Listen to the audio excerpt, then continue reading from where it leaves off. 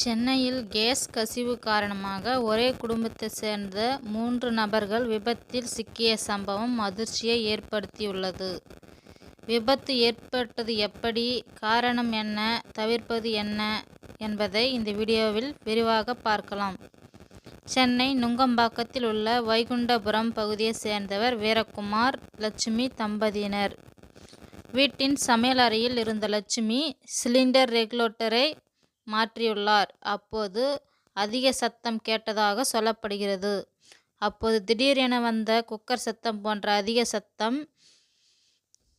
கேட்டதாக சொல்லப்படுகிறது. மேலும் அறையில் ஜன்னல் கதவு பூட்டியிருந்த நிலையில்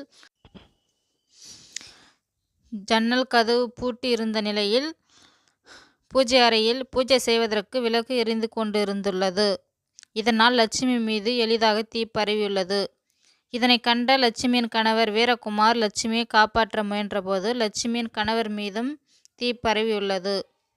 அருகில் இருந்த மருமகன் குணா குளியலறையில் இருந்து இருவரையும் காப்பாற்ற முயன்றபோது அவர் மீதும் தீ பரவியுள்ளது. இதனை கண்ட அக்கம் பக்கத்தினர் ஆம்புலன்ஸுக்கு போன் செய்து கீழ்ப்பாக்கம் அரசு மருத்துவமனையில் சேர்த்துள்ளனர். இது போன்ற விபத்துகளை தவிர்ப்பது எப்படி என்று கேஸ் வல்லுநர்கள் என்ன கூறியுள்ளார்கள் என்பதை பார்க்கலாம்.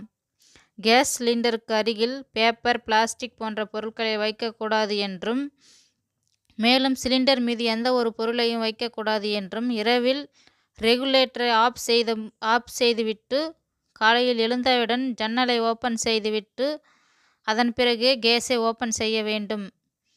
ஜன்னல் ஓப்பன் செய்யாமல் கேஸை ஆன் செய்யக்கூடாது என்று கேஸ் வல்லுநர்கள் கூறியுள்ளார். இது போன்ற சத்தம் வரும்போது ஜன்னலை ஓப்பன் செய்துவிட்டு சுவிட்ச் எதுவும் ஆன் செய்யாமல் துணியை கொண்டு மூடினால் இது போன்ற விபத்துகளை தவிர்க்கலாம் என்று கேஸ் வல்லுநர்கள் கூறியுள்ளனர். தேங்க்யூ ஃபார் வாட்சிங். Please subscribe my channel. தங்கள் பொன்னான நேரத்திற்கு நன்றி.